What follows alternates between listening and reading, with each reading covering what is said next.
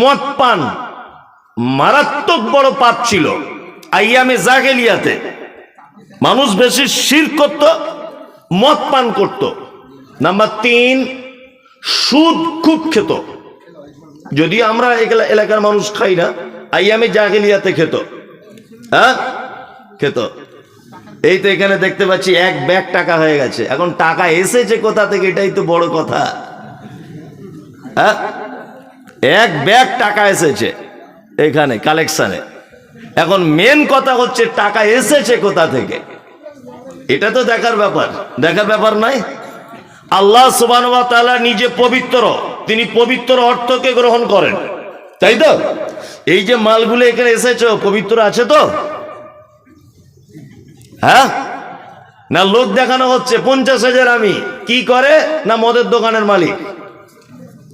আর মৌলভী সাহেবরা এমন আছে, এমন করে দোয়া করছে মনে হচ্ছে জান্নাতের জায়গা নেই, ওকে ঠেলে ঢুকিয়ে দিচ্ছে। হচ্ছে কি হচ্ছে না? সুদ মারাত্মক বড় পাপ। এটা ছিল আইয়ামে জাহেলিয়াতের মূল ব্যবসা বলতে পারেন, টাকার বিজনেস। নাম্বার 5 ছিল এক গোত্রের মানুষ আর এক গোত্রের মানুষের সঙ্গে সামান্য কিছু কারণে তারা মারামারি লেগে যেত এবং বড় বড় এর ফলে যুদ্ধ পর্যন্ত ঘোষণা হয়েছিল। এটা আপনারা জানেন।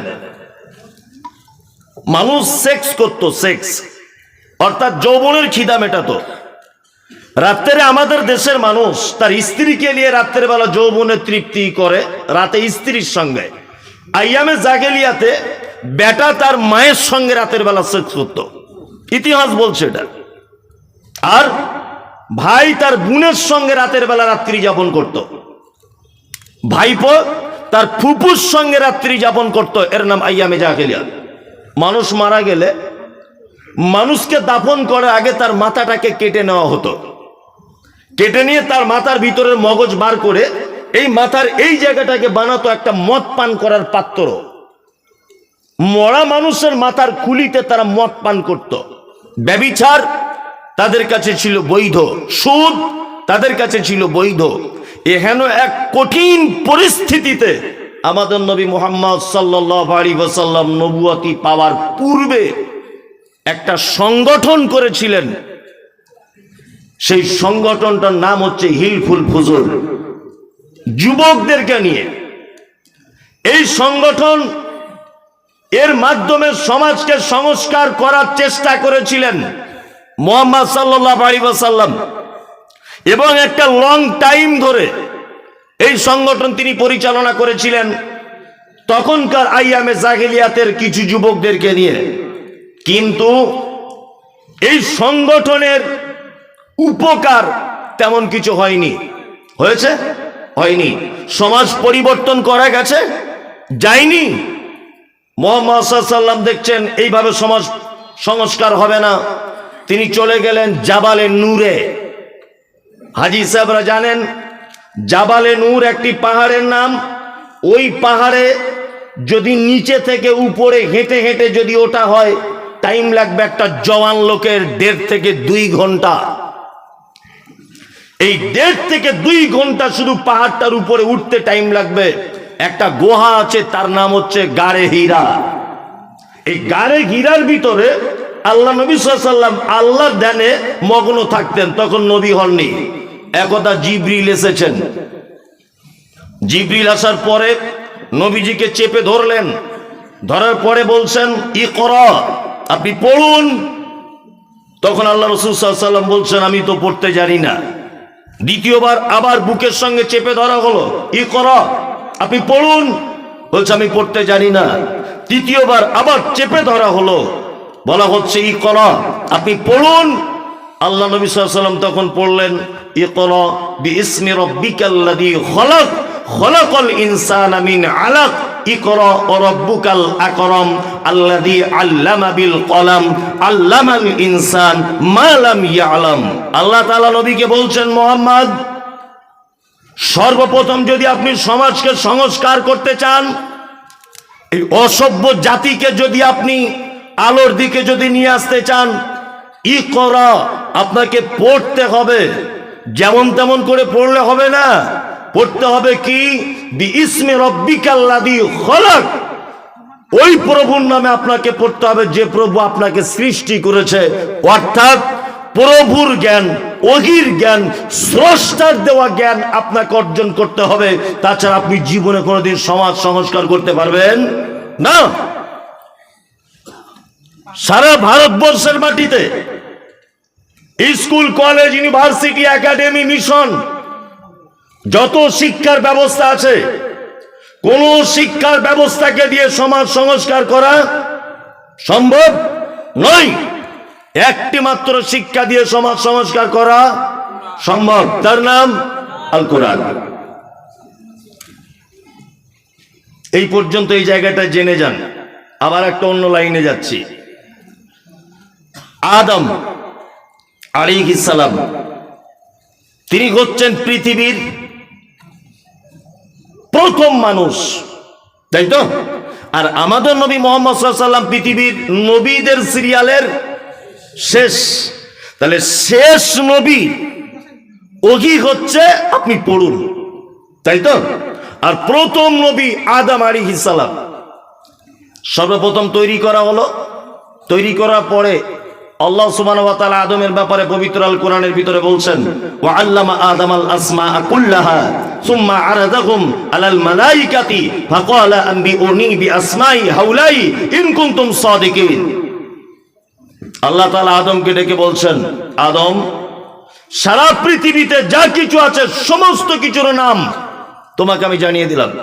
এটার নাম মাইক, এটার নাম আদা, এটার নাম রসুন, এটার নাম গাছ, এর নাম মুরগি, এর নাম কলা, এর নাম আপেল, এর নাম আসমান, এর নাম জমিন। সারা পৃথিবীর প্রতিটা জিনিসের শিক্ষা দিয়ে দিলেন কে? আল্লাহ। প্রতিটা জিনিসের শিক্ষা দিয়ে দিলেন। তার মানে পৃথিবীর প্রথম মানুষ আদম আলাইহিস সালাম, ওনাকেও প্রথমে শিক্ষা দেওয়া হয়েছে। আর তারপরে শেষ নবী বা রাসূল, ওনাকেও কি বলা হয়েছে? আপনি পড়ুন। এবার আপনাকে আমি দুটো শিক্ষার ডিফারেন্স দেখাচ্ছি। আর সামাজিক কিছু রোগ যেগুলো ক্যান্সারে পরিণত হয়েছে এগুলো বলছি। এগুলো বললে আমি জানি যে কিছু সাধারণ মানুষ আমাকে খারাপ বলবে যে আপনাকে আনাটাই ভুল হয়েছে, আপনাকে না আনাই ভালো ছিল, কারণ আপনাকে আমরা আনলাম আর আপনি সর্বনাশ করে দিয়ে চলে গেলেন। আমি মুমতাজুল ইসলাম সোশ্যাল মিডিয়াতে যখন কথা বলি, অনেক মানুষ গালাগালি দেয় বা অনেক কটু কথা বলে, অনেক আপত্তি জানায় তারা। আসলে ঘটনা হচ্ছে, ইউটিউব যেগুলো দেখতে পাচ্ছেন না, হ্যাঁ, এরা কিন্তু কিছু কথা কাটিং করে করে তবে ছাড়ে, তাই না? মুমতাজুল ইসলাম নামে যত ইউটিউব চ্যানেল আছে বা ফেসবুকে যত পেজ আছে, একটাও, আমি আল্লাহর কসম বলছি, আমার নয়, সব ভুয়া। সব আমার নাম দিয়ে খুলে রেখেছে। নিয়ে আমি বসে আছি, আমার পাশে একটা উলঙ্গ মেয়েকে বসিয়ে দিয়েছে, দিয়ে থাম্বেল বানিয়ে ছেড়ে দিয়েছে। মানুষ আমাকে ফোন করে বলছে, আপনার মতো লোক চ্যানেল খুলেছেন আর নারীর ছবি। অনেক লোক অভিযোগ। ওই জন্য আমি নিজে একটা সিদ্ধান্ত উপনীত হলাম যে এইভাবে মানুষের তো আর অকথ্য ভাষা শোনা যাবে না। আমি গত পরশুদিন নিজে একটা ফেসবুকে পেজ খুললাম, মুমতাজুল ইসলাম অফিসিয়াল, এবং ওটাতে বলে দিয়েছি যে আমার বিপক্ষে বা আমার বক্তব্য কোনো রকমের কিছু জানার থাকলে অবশ্যই আপনি এইটাতে জানবেন। এইটা অরিজিনাল আমার মুমতাজুল ইসলাম অফিসিয়াল, বাকি সব ফেক। আমার নাম দিয়ে যারা চালায়, অনেক গালাগালি করে। আসলে আপনারা তো কাটিং বক্তব্য শোনেন। আজকে আমি এখানে বাস্তব আপনাদের সামনে বসে বক্তব্য রাখছি। দেখুন তো আমি বিতর্কিত কথা বলি না মানুষ ভুল বুঝে আমার কথা নিয়ে বিতর্ক করে, এটা আপনাদেরকে বিচার করার জন্য শেষ পর্যন্ত অনুরোধ থাকলো। এক, দুটো শিক্ষার ডিফারেন্স বোঝাচ্ছি আপনাকে। আপনার ছেলেটা ক্লাস 7-এ পড়ে, ক্লাস 7-এ। ও যে কাঁধে ব্যাগটা নিয়ে স্কুলে যায়, ওর ব্যাগের ওজন 15 কেজি। 15 কেজি না হলেও 10 কেজি তো হবেই, হবে না? এখন আবার রাজ্য সরকার ক্লাস 7 পর্যন্ত মনে হয় খিচুড়ি বা ভাত টাত খেতে দেয়। মানে ওই বাসন আর গেলাস ধরে সব মিলে ওজন করলে 10 কেজি হবে। সাবজেক্ট কটা? সাবজেক্ট ধরে নেন এখন 10টা, তাই না? 10টা। অথচ হেডমাস্টার যে রুমে বসে আছে ওই রুমটাতে লেখা আছে নো স্মোকিং, ধূমপান করিবেন না। 15টা বই পড়ে একটা ছাত্র 15 বছর পরে আইপিএস অফিসার হয়েছে। ও যে রুমটাতে বসে আছে ওখানে লেখা আছে ধূমপান করিবেন না। এসপি হয়েছে একটা ছেলে, ও যে অফিসে বসে থাকে ওখানে লেখা আছে নো স্মোকিং, ধূমপান করিবেন না। তার মানে নয় নিজে করে, নয় অন্য কেউ এসে ওর অফিসে ধূমপান করেছে, আর নয় কারু করার সম্ভাবনা আছে। মানে একটা ছেলে 15টা সাবজেক্ট নিয়ে পড়াশুনো করলো যে স্কুলে, ওই 15টা সাবজেক্টে একটা কোথাও কোথাও লেখা নেই যে ধূমপান স্বাস্থ্যের পক্ষে ক্ষতিকারক, এটা লেখা নেই, এটা পড়ানো হয় না। ওই জন্য দেখতে পাবেন যে যারা দুনিয়াবি শিক্ষায় শিক্ষিত অফিসার, একটু হাই কোয়ালিটি, তাদের রুমে এগুলো লেখা থাকে। থাকে কি থাকে না? থাকে থাকে। কি আজব একটা শিক্ষা, তার নাম দ্বীনি শিক্ষা। আপনি জীবনে কোনো মসজিদে দেখেছেন মেন গেটে লেখা আছে ধূমপান করিবেন না? দেখেছেন? কোনো মাদ্রাসায় দেখেছেন যে মেন গেটে লেখা আছে ধূমপান করিবেন না? আছে না। মুহাম্মদ সাল্লাল্লাহু আলাইহি ওয়াসাল্লাম বলেছেন ধূমপান হারাম। অবশ্যই স্বাস্থ্যের পক্ষে এটা মারাত্মক ক্ষতিকর, এটা হারাম। এই মুমতাজুল ইসলাম আপনাকে বলছি, সোশ্যাল মিডিয়াতে বা অনেক আলেমরা ফতোয়া দিচ্ছে এটা যে বিড়ি পান করা মাকরু, বলছে না? বলছে মাকরু। মাকরু আবার কি? দুটি অপশন, একটা বৈধ একটা অবৈধ। মদের সংজ্ঞা দিয়েছে ইসলাম এইভাবে।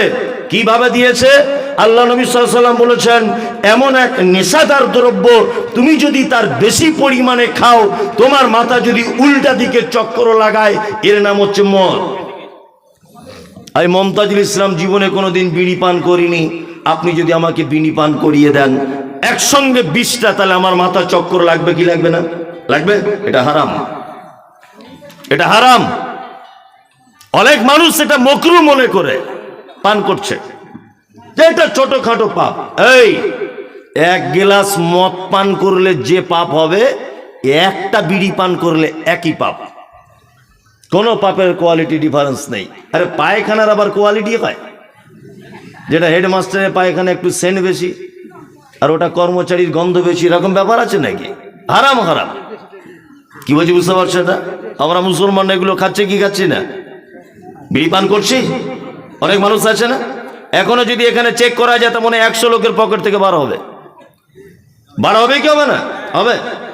অনেক মানুষকে দেখতে পাওয়া যায় যে বাড়ি থেকে ফজরের নামাজ পড়বে, উঠেছে, তা উঠে ওর উচিত ছিল একজন মুসলিম উম্মাহ হিসাবে একটা মেসওয়াক খুঁজে মেসওয়াক করতে, দাঁতন করতে করতে মসজিদে যাওয়া। এটা ওর উচিত ছিল না? এই মেসওয়াক বাদ দিয়ে প্রথমেই বালিশের তলায় হাত দিয়ে বলছে কই গো সাবিনার মা, দেশ লাইটার কোথায় রাখলে? মানে বাড়িতে বিড়ি ধরিয়ে মসজিদের গেটে ফেলে ও মসজিদের সালাত আদায় করছে। এরকম মুসল্লি আছে না? নেই? আছে। এত যে দুর্গন্ধ বাসি মুখে বিড়ি পান করলে। আল্লাহু আকবার। বোঝাতে চাইছিলাম আপনাকে এটা যে ইসলামী শিক্ষা অর্থাৎ দ্বীনি শিক্ষা এমন একটি ব্যবস্থা যে একটা মানুষের দেহ, একটা মানুষের সমাজ, একটা মানুষের পরিবার সমস্ত কিছু থেকে তাকে হেফাজত করতে পারে কি পারে না? পারে, পারে। এবার আপনাকে বলছি, কোরআনের শিক্ষা যাদের ভিতরে নেই তাদের ব্যাপারে আল্লাহ তাআলা কি বলছেন? আল্লাহ বলেন কুল হাল ইয়াস্তাবিল্লাযীনা ইয়ালামুনা ওয়াল্লাযীনা লা ইয়ালামুন। নবী আপনি বলে দেন তো, যারা এটা জানে আর যারা জানে না তারা কি দুজনা সমান? সমান কি সমান নয়? সমান, সমান নয়। আল্লাহ তাআলা আবার অন্যত্রে বলছেন কুল হাল ইয়াস্তাবিল আ'মা ওয়াল বাসীর ওয়াজ যুলুমাতু ওয়ান নূর। এই জায়গাটা আপনার সঙ্গে আমার একটু বিতর্ক হলে হতে পারে। এই আয়াতটাতে আল্লাহ তাআলা কোরআন মাজিদে বলছেন আমি অনুপরিমাণ কম বেশি করার ক্ষমতা রাখি না, শুধুমাত্র বাংলা অনুবাদ করে দিচ্ছে আপনাকে। জানুন, দেখুন কথাটা আপনি কতটা নিতে পারছেন। এই কথাতে অনেক মানুষ রাগ করবে এটা আমি জানি, কিন্তু আমি একথাও বলছি রাগ করলেও কিছু করার নেই, আমাকে বলতেই হবে। আল্লাহ তাআলা বলছেন কুল হাল ইয়াস্তাবিল আ'মা ওয়াল বাসীর ওয়াজ যুলুমাতু ওয়ান নূর। যারা কোরআন মাজিদ জানে এরা চোখওয়ালা লোকের মতো, যারা কোরআন মাজিদ জানে না এরা অন্ধ লোকের মতো। এইবার আপনাকে একটা কথা বলছি, সারা পশ্চিম বাংলাতে 8,500-এর বেশি মাদ্রাসা আছে। এই বেনাদা হওয়ার মতো। যদি বলছেন আপনি রিপোর্ট পেলেন কি করে, আমি ডাক্তার জাকির নায়েকের একটা বই থেকে পড়ে আপনাকে বলছি। 2013 সমীক্ষা অনুযায়ী 8,513টা মাদ্রাসা আছে গোটা পশ্চিম বাংলাতে, বেশি কম হলে হতে পারে। এই টোটাল মাদ্রাসাগুলি বিল্ডিং এর পরিবর্তন দেখেছেন, টোটাল মাদ্রাসাগুলি জমি কেনার উন্নতি দেখেছেন, কিন্তু টোটাল মাদ্রাসাগুলি যদি আপনি সমীক্ষা চালান, আজ থেকে 20 বছর আগে যে গতিতে চলেছে আজও সেই গরুর গাড়ির গতিতে চলছে, কোনো ডেভেলপ নেই। দেখেছেন, কোনো ডেভেলপ নেই। আমি যে সিলেবাস পড়ে এসেছি এখন আমার বেটা সেটা পড়ে, আমার ওস্তাদও সেটা পড়েছে, তার ওস্তাদ সেটা পড়েছে, কোনো রকমের ডিফারেন্স নেই, একই সিলেবাস চলছে, কোনো উন্নতি নেই। উন্নতি না থাকার পিছনে একটা মারাত্মক কারণ আছে। আল্লাহর ভাষা বোঝার চেষ্টা করুন। সারা পৃথিবীতে নয়, সারা পশ্চিম বাংলাতে যত মিশন আছে, যত মিশন, এই মিশনগুলো দেখবেন আজকে 1 তলা, কাল 2 তলা, কাল 5 তলা। কি বলছি বুঝতে পারছেন না? এবছরে অ্যাডমিশন ফি 15,000, আবার আগামীতে দেখবেন 25,000। তবুও ছেলে ওখানে যাচ্ছে, যাচ্ছে কি যাচ্ছে না? যাচ্ছে। কারণ আছে, কারণ হচ্ছে এই যে মিশনগুলি যারা পরিচালনা করে এরা সব জেনারেল হাইফাই শিক্ষিত মানুষ। কি বলছি বুঝতে পারছেন না? ওরা জানে কোন মাস্টারকে দিয়ে কি বই পড়াতে হবে, কোন সিস্টেমে পড়লে আমার মিশনটা গ্রোথ হবে, আমার মিশনের ডেভেলপ হবে, এই জ্ঞান তাদের আছে। আছে না নেই? আছে। এই জন্য এত ডেভেলপ তাদের। আমাদের মাদ্রাসাগুলো গরুর গাড়ির মতো চলছে কেন? তার একটা কারণ আছে। আল্লাহ বলছে যারা কোরআন মাজিদ জানে না এরা অন্ধ। আমরা মাদ্রাসা থেকে ইসলামের আলো জ্বলবে, তাই না?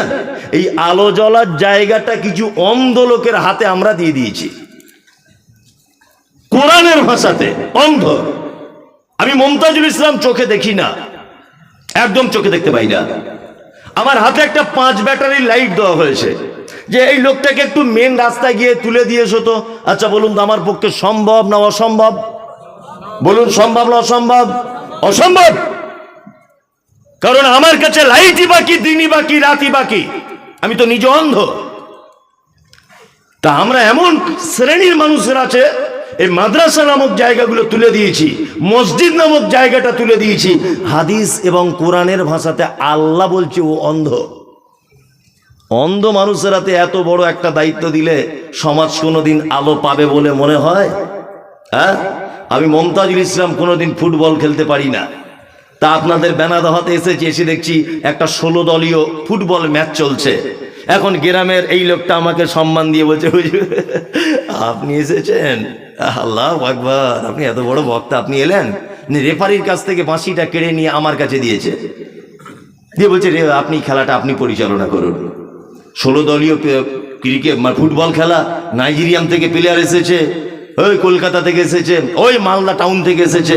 এই রকম একটা দামি খেলা আমি মমতাজুল ইসলাম কি করে অফসাইড বুঝি না, হ্যান্ডবল কাকে বলে বুঝি না, কিভাবে বল থ্রো করতে হয় এ জ্ঞান আমার নেই। হ্যাঁ, কি করে অফসাইড হয় এ জ্ঞান আমার নেই। আমার হাতে যদি বাঁশি ধরিয়ে দেওয়া হয়, বলুন তো খেলাটা শেষ পর্যন্ত চলবে না মাঝখানে 4-5টা প্লেয়ার মাথা ফেটে বহরম হসপিটালে ভর্তি থাকবে? কোনটা? হসপিটালে ভর্তি থাকবে। আমি আমার পক্ষে সম্ভব নয়। আল্লাহ সুবহানাহু ওয়া তাআলা মসজিদের ইমাম সাহেব কোন কোয়ালিটির হবে এ কথা কোথাও বলেনি। ইমাম সাহেবের দেখতে ভালো হবে এ কথা বলেনি কোথাও।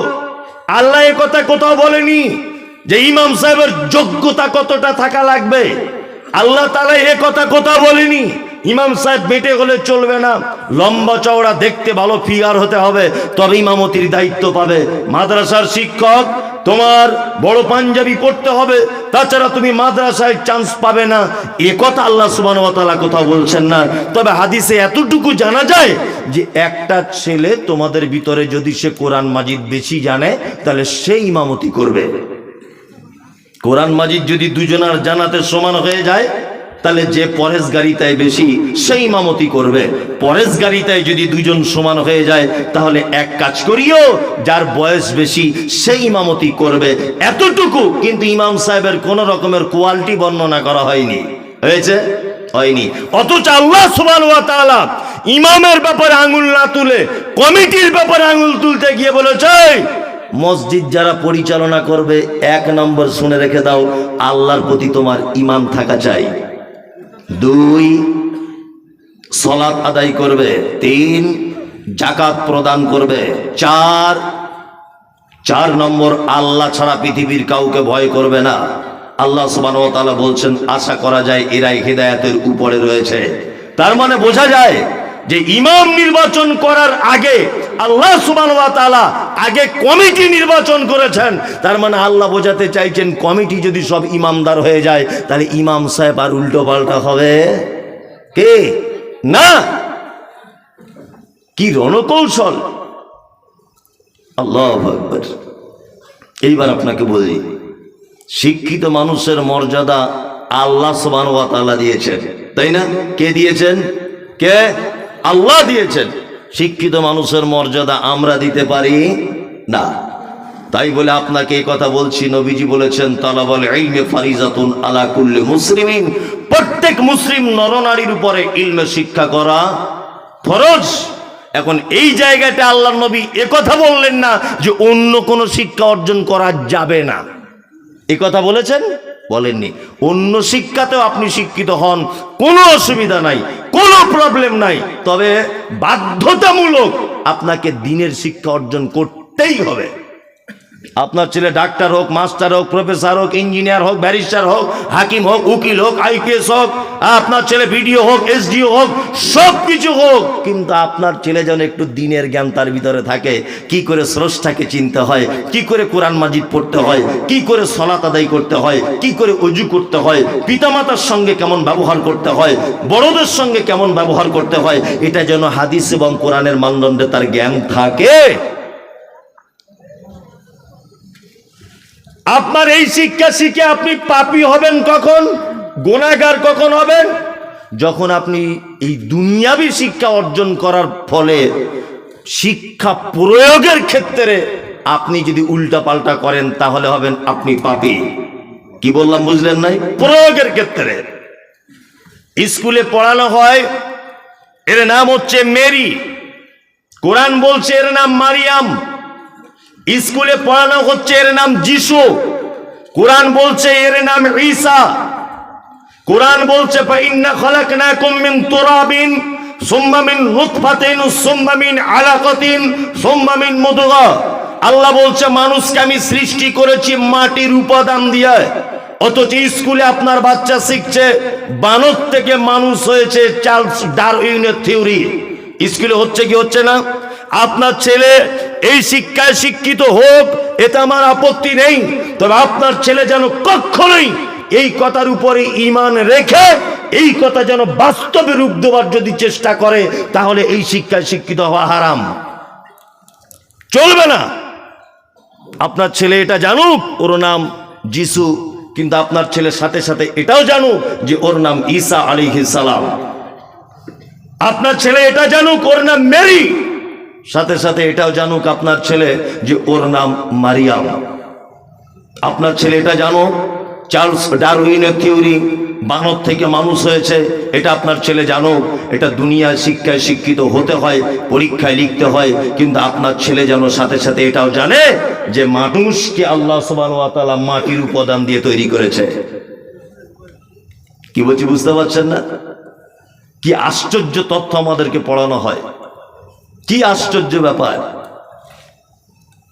কিছুদিন আগে আমাকে একজনা জিজ্ঞাসা করছে জলসাতে, কি জিজ্ঞাসা করছে? বলছে আপনাদের সব ভালো, আপনাদের ভণ্ডামি বেশি মৌলভী সাহেবদের। যে কি ভণ্ডামি বেশি? বলছে আমরা ছোটবেলাতে শিখেছি আলিফ বে তে সে জিম হে খে, আমরা ছোটতে শিখেছি না? এখন আবার মৌলভী সাহেবরা ঢং করে বলছে আলিফ বা তা সা জিম হা খ। এটা কেমন হলো? হ্যাঁ, তাহলে আপনি কি করেন? বলছে আমি পেশা একজন প্রাইমারি স্কুলের টিচার। বললাম বাহ, তাহলে আগে আলিফ বে তে সে এটা ছিল, আপনার প্রশ্ন জেগেছে আলিফ বা তা সা এটা কেন হলো? আচ্ছা বলুন তো, আপনি লিচু বানান করুন, লিচু। তা বলছে লয় হস্যি চয় হস্যু লিচু। যে কেন? অ আ হস্যই দীর্ঘ এতে লি বলে একটা অক্ষর আছে না, আছে না নেই? আমি বললাম মাস্টার মশাই তাহলে লি দিয়ে লিচু হলো না কেন, ল দিয়ে কেন হলো? হ্যাঁ, লি চয়সু লিচু হবে, ল দিয়ে হলো কেন? উত্তরটা দেন। বলছে আপনাদের সঙ্গে কথা বললে তো পেঁচে লাগিয়ে দিবেন, পারা যাবে না। পেঁচে নয়, আপনার ভিতরে গাদা গাদা এরকম সিস্টেম রয়েছে যেগুলো মানুষ জানে তারপরেও বলতে পারে না। শুধু আপনার আলেমদেরকে দেখতে পান, শুধু আলেমদেরকে দেখতে পান, আর কাউকে দেখতে পান না। যে কথা আপনাকে বলছিলাম, আপনার ছেলে ওই শিক্ষা শিক্ষিত হোক, কোনো আপত্তি নেই, তবে আপনার ছেলেকে বুঝে নিতে হবে যে কোরআন মাজিদের বিপক্ষে কথা বলেছে। বলছে মানব থেকে মানুষ হয়েছে, কি আশ্চর্য শিক্ষা! মাঝে সাঝে হাসি পায়, খুব হাসি পায়। এই যে আমাদের বিভিন্ন মাস্টার মশাইদের ঘরে দেখবেন লাগানো আছে একটা ক্যালেন্ডার, প্রথমে একটা ছোট্ট মানুষ, হ্যাঁ, তারপরে দেখবেন একটা গড়িয়াল, তারপরে দেখবেন আর একটা মানুষের মতো দেখতে, তারপরে দেখবেন আর একটা, তারপরে দেখবেন আর একটা প্যান পড়া নেই, চামড়ার এরকম একটা হাফ প্যান মতো, তাই না, হাতে লাঠি, তারপরে দেখবেন মানুষ। মানে বোঝাতে চাই যে প্রথমে বাঁদর ছিল, তারপরে ওখান থেকে আর একটু হাইব্রিড বাঁদর হলো, ওর থেকে গড়িয়াল হলো, ওর থেকে আর একটু ইয়ে হলো, ওর থেকে বেনাদো হাতে এসে মানুষ হয়ে গেছে। এটা বোঝাতে চায় না? হ্যাঁ, ওদের মাথাতে কি মগজ নাই নাকি? ছি ছি ছি ছি, এগুলো কি করে মানুষ বুঝে এই বিজ্ঞানের যুগে? হ্যাঁ, বোকা মানুষ তো বুঝবে না। আপনার বাড়িতে একটা গরু আছে, দেশি গরু। আমি যদি অস্ট্রেলিয়ান একটা হাইব্রিড গরুর বীর্যকে এনে ডাক্তারবাবুর পরামর্শে যদি তার ভিতরে যদি পুশ করি, আচ্ছা বলুন তো, হাইব্রিড একটা গরুর বাচ্চা তার পেট থেকে পাওয়া যাবে কি যাবে না? যাবে, সম্ভব, অবশ্যই সম্ভব। কিন্তু আমি যদি একটা ঘোড়ার বীর্যকে নিয়ে যদি ওই গরুর জরায়ুতে যদি পুশ করি, আচ্ছা বলুন তো, ঘোড়ার বাচ্চা হবে সম্ভব না অসম্ভব? অসম্ভব, হতে পারে না। কারণ ওর পেটের ভিতরে ঘোড়ার সিস্টেম নেই, গরুরই সিস্টেম আছে। তাহলে মানুষ সব ওই করত।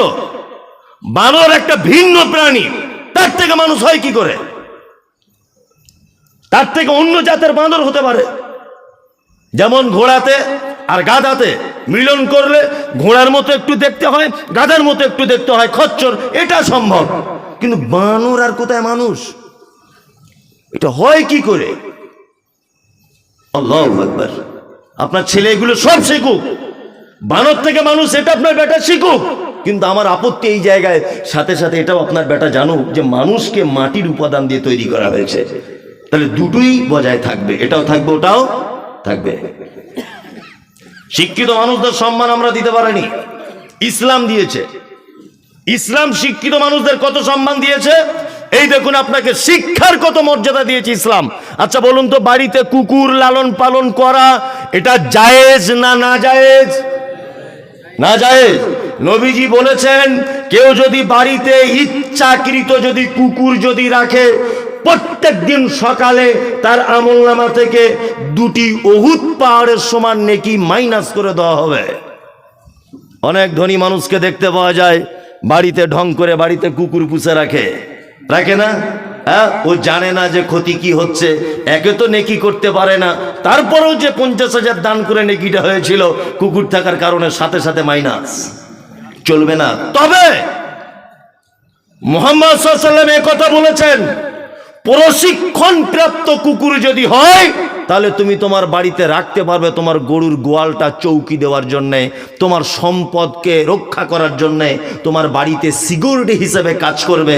প্রশিক্ষণ প্রাপ্ত শিক্ষিত কুকুর হলে রাখা বৈধ। কি বুঝলেন? মুহাম্মদ সাল্লাল্লাহু আলাইহি ওয়াসাল্লাম শিক্ষিত কুকুরকে পর্যন্ত মর্যাদা দিতে গিয়ে বলেছেন তুমি তোমার কাজে লাগাতে পারো। মানুষ তো দূরের কথা, কুকুরও যদি শিক্ষিত হয়, এটা আমার মালিকের মুরগি আর এটা পাশের বাড়ির মুরগি, এই জ্ঞানটা যখন তার থেকে যাবে, তুমি বাড়িতে রাখতে পারো, প্রয়োজনে প্রয়োজনে রাখতে পারো। তার মানে বোঝা যায় শিক্ষিত মানুষের মূল্য শুধু আমরা দিতে পারিনি, মুহাম্মদ সাল্লাল্লাহু আলাইহি ওয়াসাল্লাম কুকুরকে পর্যন্ত দিয়েছেন যে যদি প্রশিক্ষণ প্রাপ্ত হয় তাকে তুমি প্রয়োজনের খাতিরে বাড়িতে রাখতে পারো। আমরা শিক্ষিত মানুষদের দিতে পেরেছি মর্যাদা? দিতে পেরেছি বলুন? দিতে পারিনি। অনেক সময় অনেক অভিযোগ, স্লোগান সোশ্যাল মিডিয়াতে দেখতে পাওয়া যায়, যায় না? কি দেখতে পাওয়া যায়? এই সরকার, মমতা ব্যানার্জি সরকার কলকাতা নেতাজি ইন্ডোর স্টেডিয়ামে ডেকে ওই ইমাম সাহেবদের 10-12 বছর পরে 500 টাকা বাড়িয়েছে, এ দাবি মানছি না, মানবো না, এ টাকা নিচ্ছি না, নেবো না, অমুক তমুক, এটা ওটা করি কি করি না? অনেক সময় রাস্তাঘাটে অবরোধ করি না আমরা? সরকারের ভুল হয়ে গেলে বা কোনো নেতা মন্ত্রী ধর্মীয় ব্যাপারে আঘাত করলে আমরা তার বলিষ্ঠ কণ্ঠে বক্তব্য দিয়ে প্রতিবাদ জানাই কি জানাই না? জানাই। কেন জানাবেন? কেন কেন জানাবেন? আপনি তো শিক্ষিত মানুষকে মর্যাদা দেননি। আমি মমতাজুল ইসলাম MBBS ডক্টর ধরে নেন, আমি উচ্চ একজন শিক্ষিত মানুষ, আর এই যে লোকটা না, ইনি হচ্ছেন উচ্চ শিক্ষিত লোক, MBBS ডক্টর, বিশাল ডিগ্রি লোকটার। ভাই আমার খুব ভালো, যাই হোক এখানে এসে এত সুন্দর ব্যবহার দেখলাম মানুষের, মানে মেহমানদারিতে এসব ভাইদের, আমি খুব মুগ্ধ আজকে, সত্যি খুবই খুবই ভালো লেগেছে। তাই ভাই খুব শিক্ষিত মানুষ, ভাই এই গ্রামে বাড়ি বেনাদাওয়াতে, আর আমার নাম মমতাজুল ইসলাম, আমি রিক্সা চালাই। আমি লেখাপড়া খুব একটা বেশি জানি না, আগে টোটো চালাতাম, এখন টোটোয় ভাড়া কম, ব্যাটারি খারাপ হয়ে যাচ্ছে, ওই জন্য আবার রিক্সা কিনেছি, নিয়ে রিক্সা চালাই। না, আমরা দুজনা গ্রামে 2 দিন পরে ভোট, পঞ্চায়েতের দুজনা ভোটে দাঁড়িয়েছি। আমি তৃণমূল থেকে দাঁড়িয়েছি, ও দাঁড়িয়েছে CPM থেকে বা নির্দল থেকে। আমি কি করি? রিক্সা চালাই, অশিক্ষিত গণ্ডমূর্খ, বুঝলেন না? আর উনি শিক্ষিত মানুষ, উনি দাঁড়িয়েছেন নির্দলে, আমি দাঁড়িয়েছি তৃণমূলে, ধরে নেন, বোঝানোর জন্য বলছি। আচ্ছা বলুন তো, যে রেজাল্ট আউট হবে জিতবে কে? কথা বলুন, সম্ভব না বেশি কার? হ্যাঁ, রাইট, ঠিক বলেছো, ভয় না করে রানিং পার্টি জিতবে, জিতবে না? তার মানে আমরা, আপনারা আমাকে প্রধানের কাজ পর্যন্ত, অর্থাৎ বিডিও পর্যন্ত বা অঞ্চল পর্যন্ত পৌঁছিয়ে দিয়েছেন একজন অশিক্ষিত গণ্ডমূর্খ লোককে ভোট দিয়ে। কি বলছি বুঝতে পারছেন না? অথচ একটা শিক্ষিত মানুষ, জ্ঞানী মানুষ, তাকে কেউ ভোট দিলেন না। তাহলে এই লোকটা যখন MP ভোট হচ্ছে, MLA ভোট হচ্ছে, একটা চোর ভোটে দাঁড়িয়েছে, আপনি জানেন এলাকার 1 নম্বরের খুনি, কিন্তু রানিং পার্টিতে দাঁড়িয়েছে বলে ভোট দিয়ে দিলেন। অথচ একজন মাস্টার মশাই দাঁড়িয়েছে, ভদ্র মানুষ দাঁড়িয়েছে, নির্দলের প্রার্থী, একজনও ভোট দিলেন না। আপনি চোরকে পাঠিয়েছেন পার্লামেন্টে, ওর থেকে ভালো কিছু আশা করতে পারেন? পারেন বলুন? পারেন না। কোথাও শিক্ষিত মানুষদের মর্যাদা নেই, এই জন্য আজকে সমাজে এই অরাজকতা। শিক্ষিত মানুষদের সম্মান দিতে শিখুন।